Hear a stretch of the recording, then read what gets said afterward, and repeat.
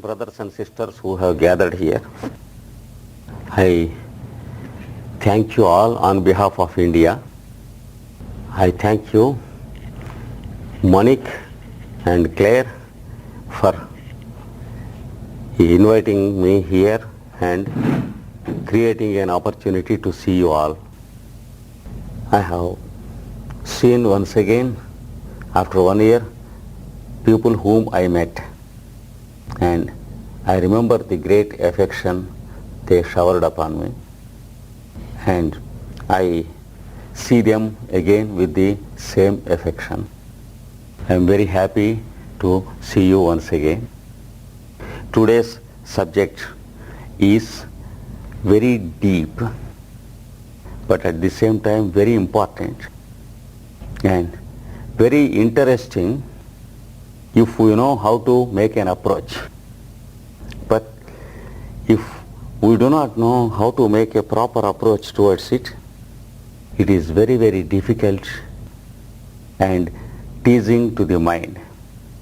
It is an age-old subject. Through thousands of years, the concept is being carried from generation to generation till today about the word, how to utter it, the art of knowing what the word is, and how God is the word, how man utters the word, how man starts it as his call to God, how gradually he understands that it is not his call to the Lord, but it is the Lord's call from his heart, and how one meets in him the Lord through the power and potency of the word, and how the word is with God, and how the word is God, how it came to us, how we started uttering it, and how it is with us throughout the life, even though sometimes if we do not know that it is there with us. This is the purview of the whole subject today, and the sacred word has been the import of all the world scriptures. In the gospel we see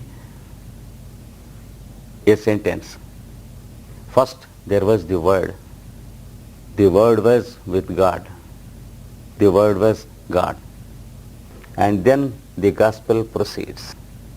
And often we forget to question ourselves, what was the word, how it was with God, and how it was God, how the two can be at the same correct.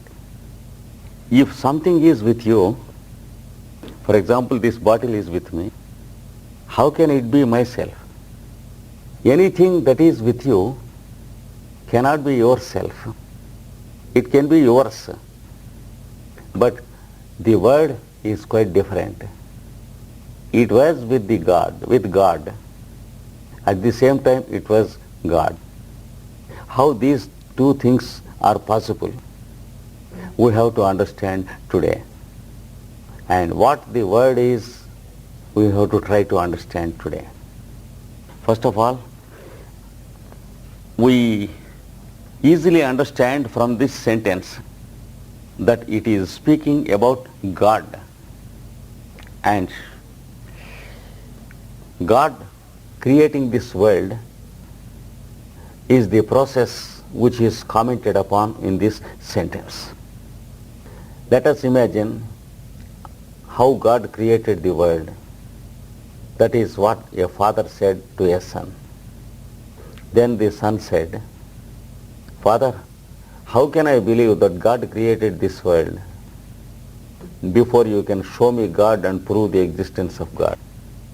Then the father said, my boy, God did not create this world. But do you accept that there is this world and creation? Is it existing of its own accord? how do you exist? Then the son said, Father, you created me. I am your son. Therefore I am existing. What is the need of God? Then the father said, how I exist? Because of my father. How the first father existed? Then the son was blank. He was thinking and searching for an answer. And then the father said, there are certain things which, when taken for granted and followed for some time, can be understood properly. If you start with the premise that you can believe something only after you understand, you will not be there to understand it. For example, you are breathing in oxygen. You are breathing out carbon dioxide. But after you are born, if you say, I do not know chemistry, prove to me the existence of oxygen and carbon dioxide. Then only I take in oxygen and breathe out carbon dioxide. Then what happens? Unless you know chemistry, you cannot breathe. Then there is no necessity of your learning chemistry, because you will not be there, because you refuse to breathe. The solution is simple. So, if you want to know what oxygen is and what carbon dioxide is, you should be breathing for about at least 20 years before you know about it. Same is the case with God also. First of all, accept that you are existing. Can you prove me how you believe that you are existing? Just it is only a belief. Then the son said, no, I understand that I am living. I know that I am living. Then the father said, that is called the presence of oneself to himself. Could you feel this before you were born? No. After you are born, you could breathe. Who told you to breathe? No one told you, but you could feel your presence for yourself. Every day you go into sleep. Do you feel your presence? Then do you exist or not? For example, while you are sleeping, your lungs are breathing, your heart is working, your blood is circulating. Understand that you are not your mind. Even when your mind is absent, even while you are sleeping, you are present. That's why in the next morning you are waking up once again. Don't depend upon your conscious mind for your understanding. It has its own limitations. From the moment of waking up to the moment of sleep only the mind exists. But before waking up and after sleeping you are existing. Your existence is more true than the existence of your mind. And second thing you have to understand is your waking up comes from your existence and your wakeful state goes into your sleep. So your existence is bigger than your mind. Your existence is like the ocean, whereas the existence of your wakeful state is like a boat or a ship or a steamer. What the ocean is to the steamer, your existence is to the mind. But every day you are also existing in the mind for some time, and you are able to know your existence only through your mind. This can be compared with the utterance of the mind. That is, you are uttering your mind, and from morning till night, until you go to sleep, you are blowing out your mind into objectivity in the form of an utterance. So you understand that your mind is an utterance of yourself. Now you can understand your mind is only your surface and not yourself. What psychology teaches us, what the psychology professor knows is only your surface and not yourself. And that surface is uttered forth from yourself every morning until you sleep again. Remember that this can be called an utterance of yourself. Think of it for a while. Make the idea established in your mind. And then think of the existence of this whole world. For a man who has lived in Paris and died in Paris without traveling anywhere, his world is Paris. For a man who has toured France, his world is France. For a person who has toured the whole Europe, his world is Europe. For one who has toured this globe, his world is this earth. For a person who knows the planets, his world is the planets.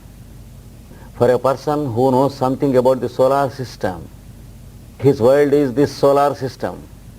For a person who knows that there are galaxies existing, each galaxy including millions and millions of solar systems, every moment hundreds of solar systems are being born and hundreds are going back into disappearance. In his view, the world is something different. Think of the whole world and this creation according to the capacity of your comprehension, and then begin to think how this world is coming to existence. Is it a blind chance that the world is existing? Is it a blind chance that we are standing on this earth? Or the earth going on round and round on its own axis and going around the sun with the great exactitude of mathematics and astronomical precision? Can we say it is a blind chance, or can we suspect that it is a conscious process? If it is conscious process, where is the consciousness existing? Is space having consciousness? So we should grow into really scientific dimensions before our mind gets the evolution enough to accept that there is a space mind to space, and the space mind is producing the millions and millions of atoms in space. Each atom is taking its evolution until it gets its magnification into a solar system. So if we try to visualize the whole creation without having any limitations to the mind, without having any reservations, if we can allow our mind to travel as much as it can, and if we can allow the mind to enjoy its legitimate scientific dimension, then we understand that the whole world is an utterance. The whole creation is only a surface of the total existence, and it has its own depths. From the depths to the surface, something is being uttered forth as a word, and this word is what we call this creation. Before it came to the surface, where was it? Before this earth was born, where was this earth? Before our solar system was born, where was it? It must be in space. And space must be having the seeds of solar system. Just as each seed is producing its own tree, each seed of solar system is producing one solar system.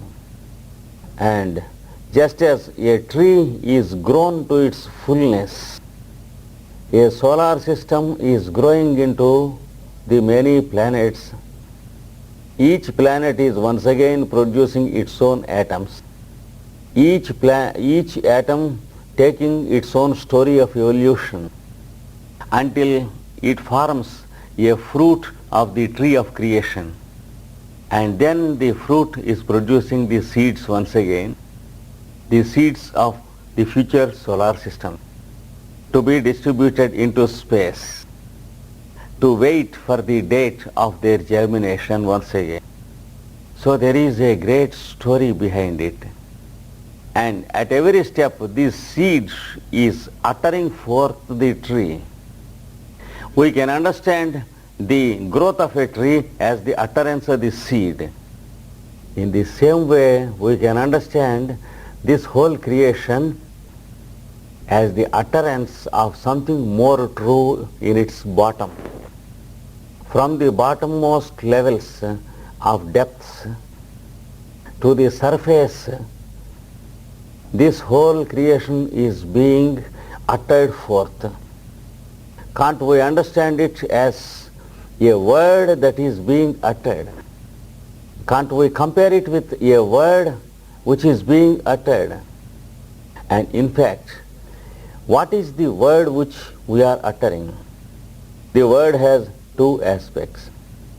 One is the meaning and the other is the sound. And we utter forth a sentence. It has its own meaning and it has its own sound. But before that, there are many stages of utterance. For example, every respiration is an utterance, having its own meaning, which is our life. What is the sign of our living? It is our respiration.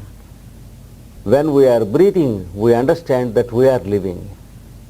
When we are not breathing, we are not there to understand that we are living. That's why we will not be there. So, first we can roughly understand in a vague and indefinite way that the whole creation is taking its course as an utterance of something from within itself. That is, itself uttering as the truth of itself, coming out into objectivity as this creation in space and time. And this objectivity is being the proof of that truth that is existing inside. Just as every sentence we utter proves the life that is existing in us, and moreover it also proves what we are, how we think, and what is our nature, what is our individuality, what is our personality, what is the degree of our intelligence. All these things can be known by the sentences we utter. If you allow me to speak for 1 hour, you will understand not only the meaning of the sentences, but also you will understand what I am. Everyone can understand what the other person is after some conversation. Like that, our conversation is ourselves proved. Similarly, the whole creation is itself proved out. So, first we can roughly understand this much. Then we can go into a little more detail. If we try to imagine what the Creator is and how He is, and if we can call Him by the name God, if we do not properly understand about the utterance of the word of creation, we will understand God as a big person making this creation just as a mechanic is constructing a machine, there lies our fault. There is a difference between the mechanic creating a machine and God creating the world. A mechanic creates the machine in objectivity. That is, he is different from the machine he is creating. And then he assembles the machine as something different from himself. And then he handles the machine as something different from himself. But if we imagine the Creator as creating this world in the objectivity, we should imagine that God is standing somewhere, making this creation somewhere. Then we have to imagine a space where God is existing. Then our mind has to accept a space which is living before God and an earth where God is standing. When there is a space and an earth before God, our idea of God is only a stupid God. Therefore, there is something wrong with our understanding. This is because we try to understand it in objective terms. But we have to understand that God creates this world subjectively, and then the world comes into objectivity. In the beginning, the whole creation was in subjectivity, and then it came out into objectivity. When it was in subjectivity, it was one with its creator. It was its creator and it was the creator. And then it began to come out from him because he wanted to externalize it. The moment he felt that he has to externalize it, it became different from him. Then the word was with God. Before that, it was not different from him. Then the word was God. And in the third stage, the whole creation came out as something different from himself. That is into objectivity. And it stands something different from God. The whole thing appears a bit more clear, but still it is vague. We should have some definite way of understanding the whole process. We have to study the process with some example. We should search for the example. Where can we search for this example of creation? God has arranged the example in ourselves. You need not go anywhere on a holy pilgrimage and search for it. The truth of every atom is placed in the atom itself. The truth of every seed is placed in the seed itself, in the form of the future tree that is coming from the seed. So, the truth of the creation as the utterance of a word is placed in yourself as the utterance of your own word. If you just close your eyes for a moment, begin to utter a word and think of it, then you will know the whole process. Because the whole process is given in you as a sample. Man is made in the image and likeness of God.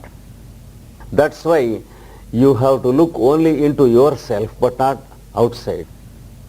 Now let us try to observe how we utter the word. For example, I utter a sentence. I say, this is a watch. It is a sentence.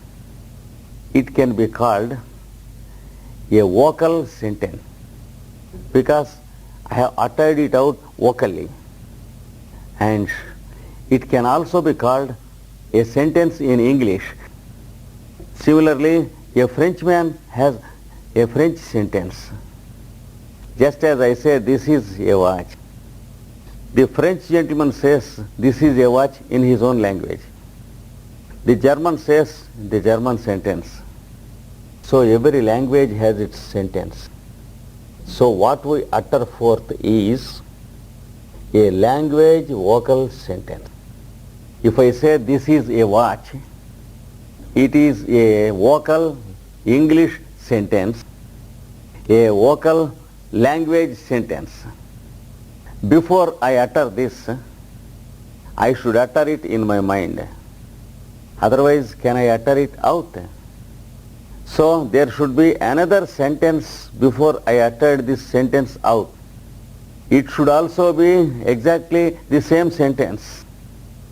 I should say, this is a watch in my mind. Then only I can utter it out, this is a watch.